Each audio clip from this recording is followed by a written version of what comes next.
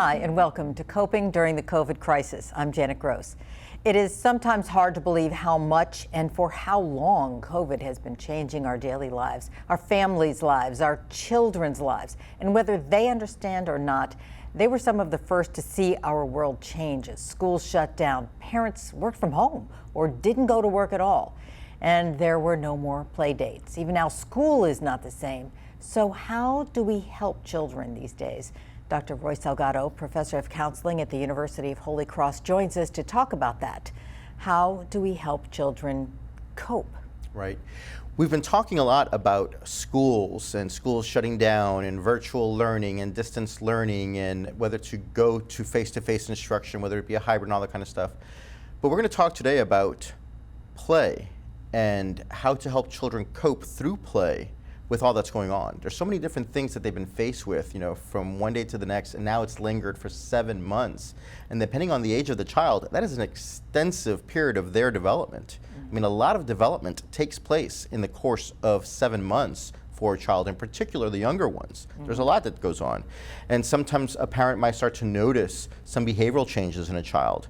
They might notice that they're withdrawing, they might notice some fear, some anxiety, some sadness, some depression. If that's the case, then perhaps talking to your child and seeing what's going on and if they have in fact been impacted by all of the changes, and perhaps tweaking things and addressing them at home. But if you need professional help, to seek it out and get a professional to be able to offer you some insight as to how to help your child who may be struggling with all of the effects of COVID and just simply hasn't been able to express it so far.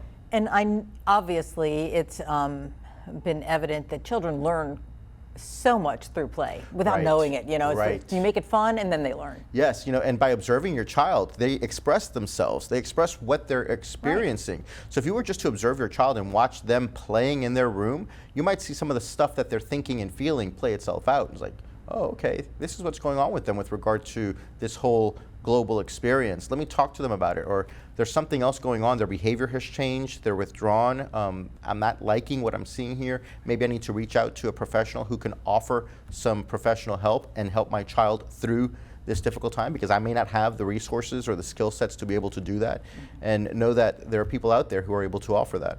Right. And as you were saying, you can watch your children and see what they're thinking about things. I saw some, where a child was, taking its, toy animals' temperatures, Right. So they learn, okay, this is a safety thing. I want to make sure everybody's safe. Right. Those kind of things. Right, and putting masks on their animals or on their dolls. Yes, children are playing these things out in a way that expresses what they're experiencing, what they're thinking, and how they feel about the situation. And so as you take that to a counseling level, then you can really help them go through something like this, even not being in the same room. Right, traditionally, if you were to bring a child to counseling, you would be in what's referred to as a play therapy room. And you have all of the toys there, creative toys, aggressive toys, caring toys, to have a child be able to express themselves through the use of play and the items that they manipulate. We can't physically be with children right now in quite the same way that we had once been, and so we have to be creative. Fortunately, there is such a thing as teleplay, and through telebehavioral health services and through teletherapy, you can take certain modalities that were once done in a directive or non-directive play therapy scenario and now apply it to telecommunications. And whether it be bibliotherapy, which is reading to children, or art therapy, having them draw pictures and show them to you and share the screen or hold up the page, or a number of other modalities. There are things that are being done at a distance between a professional play therapist and a child in need of services. Boy, there have to be some major adjustments in that, because I've seen the certainly at the University of Holy Cross, the play area in the therapy. Right. It's so cool because it's wonderful. It's fun. It's great. A child that walks into a play therapy room and it doesn't feel like therapy to them. They're able to express themselves and share what they're thinking and feeling and how they react to things in a natural environment that they're familiar with. They're familiar with toys. They're familiar with a safe space where they can talk things out. But through distance counseling, it's a little different. Yeah. But nevertheless, we can create that condition where they're able to express themselves and still reap the benefits of mental health services. Do you need assistance from parents to maybe put things in the room that you're looking at? Yeah, when you do the initial intake, you probably want to have conversations with what some of the items might be that you would want in the room, such as paper, crayons, color pencils, things of that nature, and perhaps bring out some of their favorite toys. And those are conversations that you would have with the parent prior to setting up that first session. Is it difficult to get kids to talk in that kind of thing? Because it is, I mean, kids these days are familiar with, FaceTime and all that. So even little kids. Right. Yeah. You would be surprised. When I first started doing teletherapy or teleplay with children back in March, I was operating under the idea that it would be a challenge. I'm actually quite pleasantly surprised at how easily children have adapted to this medium and are engaged. Once the parents click on the link and they come up and we start to engage in the process, whatever the directive is that's going to take place during the course of the next 45 minutes to 50 minutes, they've been following it through, whether we're playing a game together, whether I'm reading a book to them, or whether they're drawing something that I asked them to draw. They're quite engaged and it's working out quite well. Are the parents out of the room?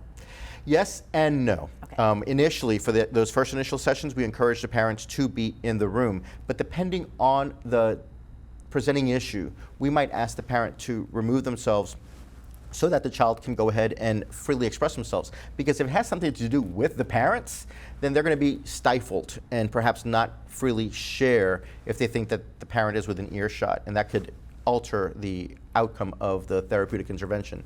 That being said, we always want parents to be present in the home or in the location where the service is going to be. We don't want to log on and have a session with a minor in a home when there's no supervising guardian present. Right. Okay, so we're going to take a break and we're going to come back and we'll talk more about this and how it works and what you really can expect to see if your child is doing this. Certainly. Okay. When we come back, how to help kids reach out during this time. Stay with us.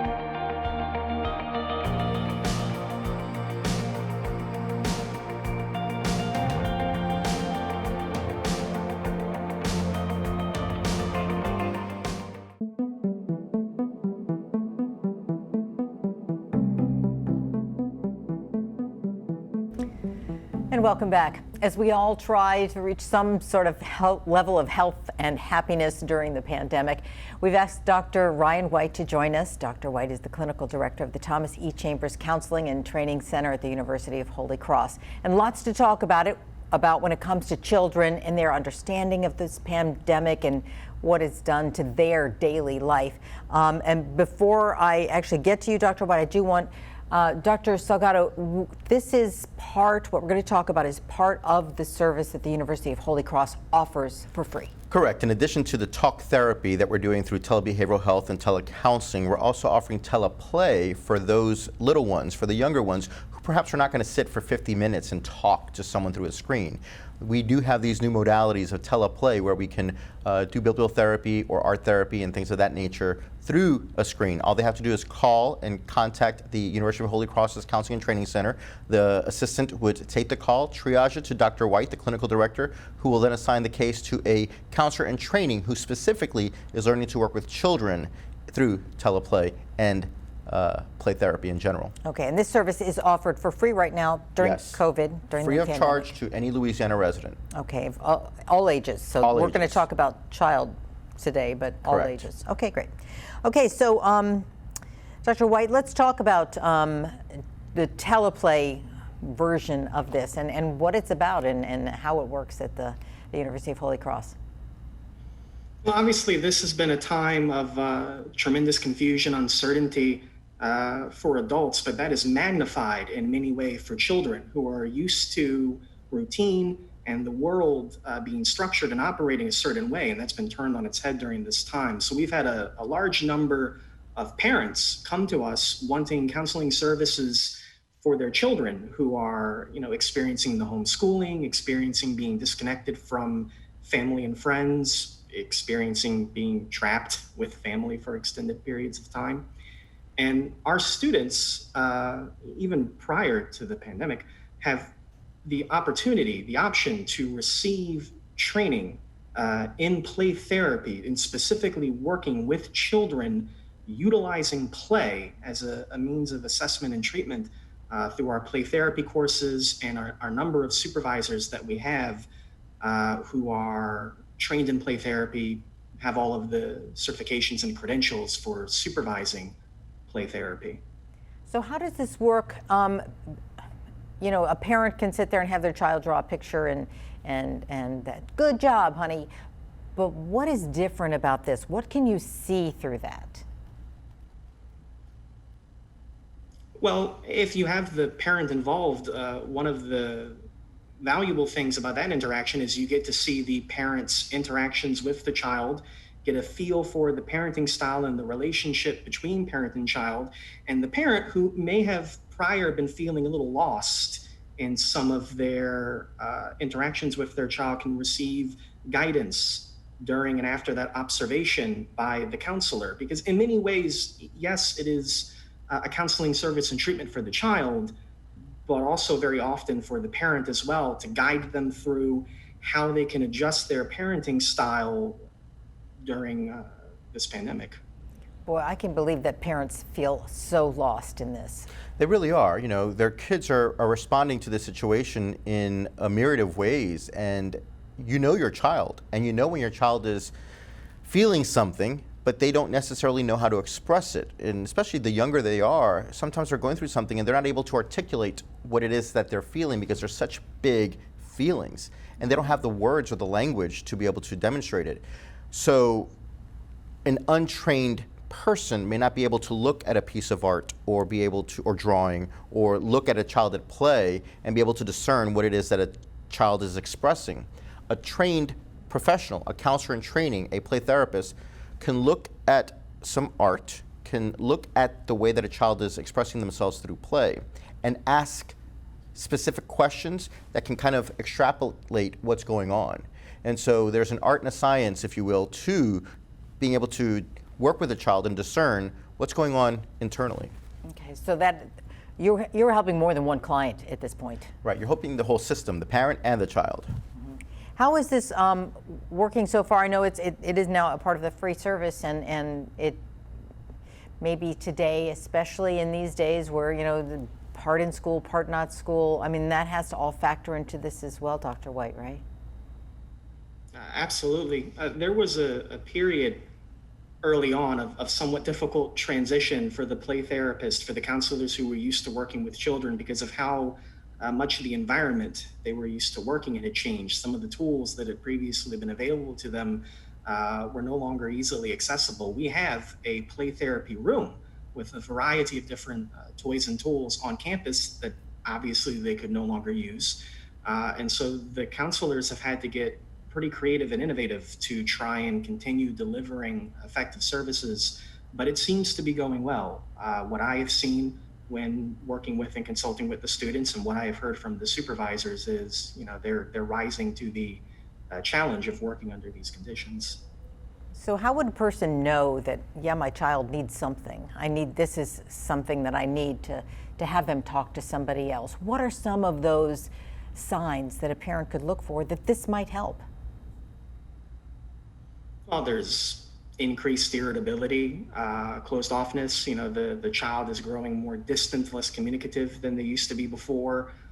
Discipline issues in the home, which of course is happening pretty frequently under these conditions. Very rarely is a small child able to, as was stated earlier, articulate, you know, I am in discomfort, I am in pain, I need this directly. They have to look for symptoms. They have to look at signs that the child is in distress, that things are not quite right. And those symptoms appear in two general ways, behaviorally and somatically. Usually a drastic or even a mild behavioral change in a child can be an indicator. Also somatic complaints, my stomach hurts, my head hurts. children, when they feel stress or they feel anxiety, it manifests in them, in their body, in aches and pains. They get stomach aches, they get headaches. And if it's something that your child typically doesn't get and you don't know what that's about, they're not sick physically, you've taken them to the pediatrician and all is well in that front, then perhaps there's something emotionally going on that's contributing to it. And anxiety and depression as well manifests itself oftentimes in somatic symptoms. And so talking this through, or your examination of the child through these play activities can help alleviate that? Talking is very cathartic, and so when you're watching a child at play and you're asking them questions about what they're thinking and feeling, in they being able to speak of it and express it, they're getting it out. And when they're getting it out, it relaxes the body. It relaxes all parts of the body, including the digestive system, where oftentimes anxiety, it manifests itself in the stomach, in aches and pains. And it's like, oh, I've relieved my ache, I've relieved my heartache, and they feel a sense of relief when they were experiencing distress. Dr. White, are you getting a lot of interest in this as far as people calling and saying, our family needs help, my child needs help? We had been seeing a good amount of it during the summer, but now that we're into the fall and children are re-entering the school system, either remotely or in some cases in areas that have reopened on campus, there has been a pretty dramatic increase in the past 2 or 3 weeks of parents asking us to see their children. And typically in mental health, we see a spike come up in the latter part of September, the beginning part of October, in that 9 weeks, the first 9 weeks are coming to a close, and we start to see not only the behavioral changes and conduct and somatic symptoms that have presented themselves, but also grades. Drops in grades are a good indicator that something is going on with a child. So if you have a child who typically was performing well, and now their grades are lower than what they typically are, that's an indicator that something might be going on. And so we tend to get an increase in calls after a first 9 weeks has wrapped up. Well, so many things happen in a child's life, you just, especially in this different world. Dr. White, thank you so much for joining us. We appreciate you talking with us. Thank you for having me. Sure. And we'll be back in just a moment. Stay with us.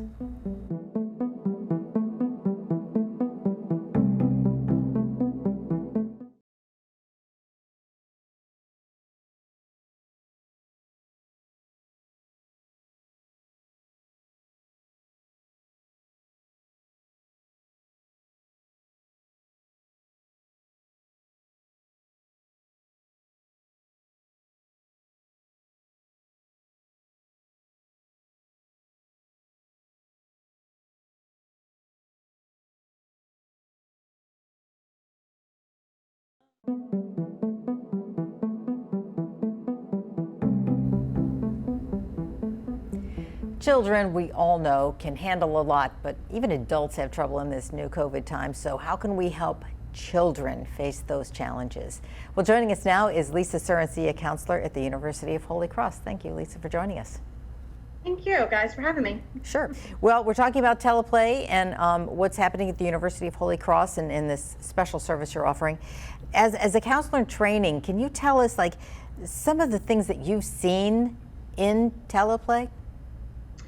Yes. I will say some of the challenges that I have seen with teleplay is that children, as much of a society and as this younger generations have gotten into more of the electronic devices, texting, gaming, those types of things, they do not have focus when it comes to telehealth and teleplay. It's really hard for them to be focused when a counselor is not in the room with them. Just like adults, children also have all those distractions going on at home. And I think for them, that is one of the biggest challenges, is to really get them to interact. What I like to do is I will speak with the guardians first to let them know kind of activities that I have planned, because I do let the children still pick the activities to do during teleplay, but I would like the guardians to be able to have access to those materials. And if they don't, how can we utilize the materials that they have at home to help assist with teleplay therapy? interventions, activities, any kind of things that they may need. I mean, we've gotten really creative in thinking outside the box with how can we, as play therapists, utilize what we have at home, what we have in the community, what our clients have at home, and what they also have in the community as well. And to Lisa's point, children being as distracted, and more distracted when trying to focus on a 50-minute session. 50 minutes can be a long time for a child, especially the younger they are. And one of the things that I've noticed is that they like seeing themselves in the box. They're more aware. Just we're all aware of ourselves when we're watching ourselves on the screen. Oh, sure, you're like, you're looking at it, oh, my hair looks this way. And the kids are no different. They respond that way too. But as mental health professionals, as play therapists, as counselors, being aware of the developmental age of a child and realizing that 50 minutes is a long time. So offering a number of modalities. You might read a book for the first 10 minutes and discuss it, and then get them to draw something for the next 15 minutes and discuss it, and then engaging in play with a toy and processing it. So it's not 50 minutes of the same activity. We need to be aware that we need to change over the course of that 50 minutes to engage the child, because it is very distracting, and children don't have a strong or a long attention span or focus, even those who don't suffer or struggle with attention deficit.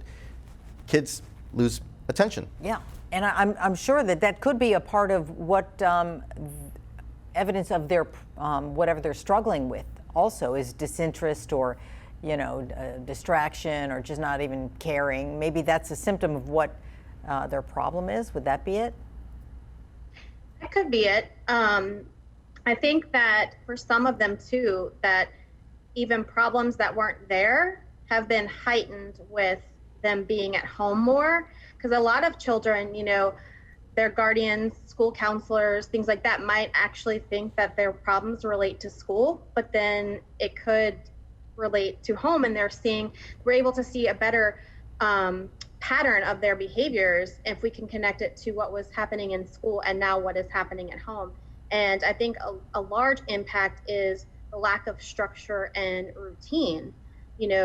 Parents are working from home or working in an office setting, but then they're having to help their children virtually with school in the hours that they're not working. So it's vastly different for children to have to, adapt to those changes as well, of mom and dad or whoever's in their home not just being the parental role, but also having to be the educator role as well. And how does that impact their lack of not just their, understanding their own emotions, but also trying to understand their guardian's emotions as well? And how does that connection play into their mental health issues?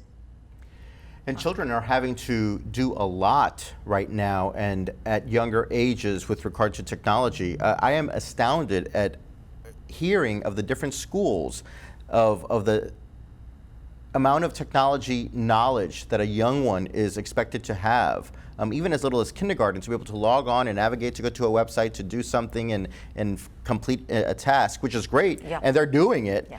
I'm just amazed that it's happening. Mm-hmm. And then you have parents perhaps who are not technologically savvy having to figure things out along with their 5, 6, 7-year-old and go click here and do that. And that's stressful. It's stressful for the parent, it's stressful for the kid, and that's just the school part, let alone the other adjustments that children have had to make with regard to going out into the world, going into a supermarket and having a mask on their face for 45 minutes at a time while their parents are doing the grocery shopping, whatever it is. Their world has changed just like our world has changed. And we're having a difficult time adjusting to it. They're having a difficult time adjusting to it. Mm-hmm. So my guess is you guys have to be really detectives in all of this as well, as you're trying to figure out what is at play, sorry for the pun, but what is really working here. Right, yeah, because whether it be the family, whether it be the school, whether it be the general pandemic, which piece is playing a part in what the child is experiencing and having issues with. Mm-hmm.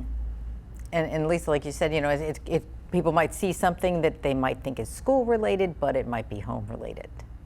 Exactly.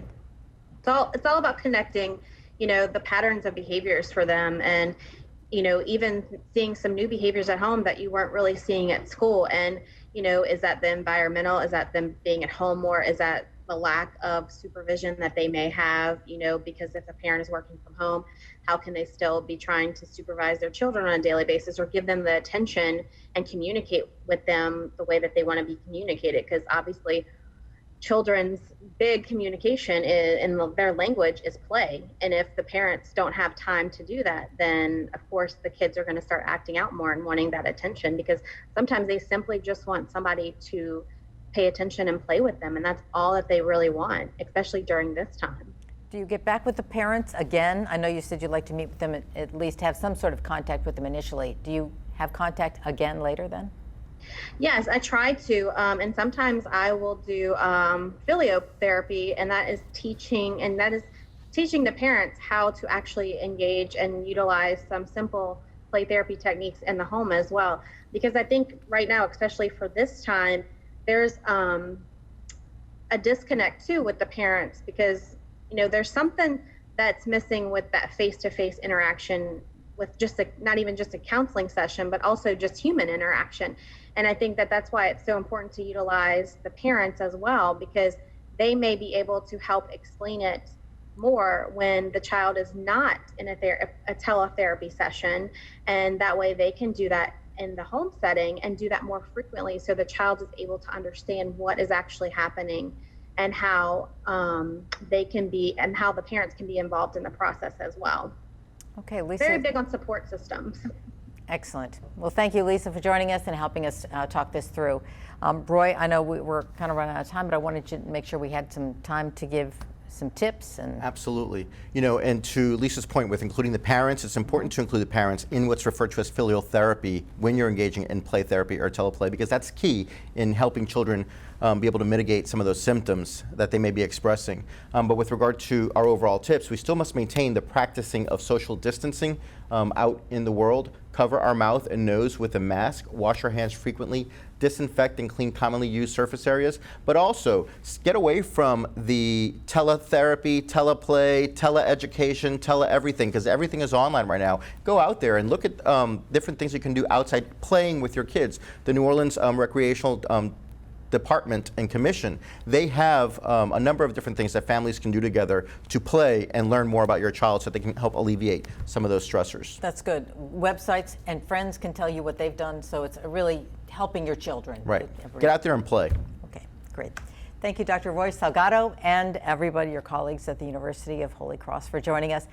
Thank you for watching. We want to help as we are all coping during the COVID crisis.